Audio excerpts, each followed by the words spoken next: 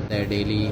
तो दोस्तों जो काम भी करना हो, छोटा काम हो, लाइसेंस में थोड़े पैसे लगे लेकिन हलाल कमाओ और अच्छा काम करो, लीगल करो ताकि आपका इतना नुकसान ना हो।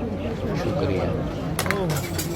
बिल्कुल सच पड़ा दोस्तों, विथ प्रूफ दिखाऊंगा आपको दोस्तों, क्योंकि ये जो बंदा जो गिरफ्तार किया गया है, इंडियन एक आदमी गिरफ्तार हुआ है दोस्तों दुबई में, इसे दोनों सरकार सज़ा देना चाहती है। ऑलरेडी दुबई में गिरफ्तार किया गया, इनको नज़रबंद भी कर दिया गया है और भारत सरकार से जल्दी भारत सरकार को ये सौंपने वाली है। जैसे ही भारत में आएगा दोस्तों उनकी गिरफ्तारी होगी और वहाँ पर भी उनको कार्रवाई की जाएगी। तो भूल से भी ये मिस्टेक नहीं करना दोस्तों, नहीं तो आपके साथ भी बड़ा प्रॉब्लम हो जाएगा, क्योंकि यूएई गवर्नमेंट और भारत सरकार के बीच एक बहुत बड़ा समझौता हुआ है।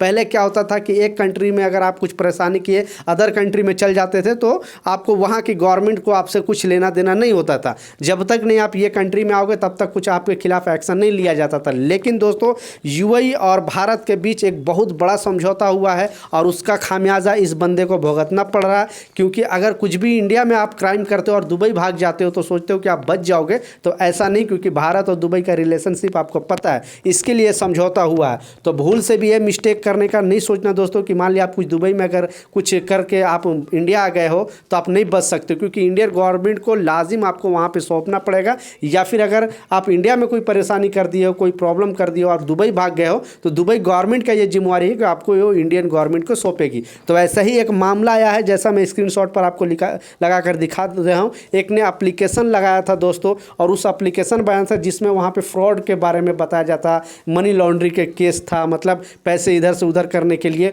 उसको भारत सरकार ने भी वांटेड घोषित किया था, भारत सरकार ने भी।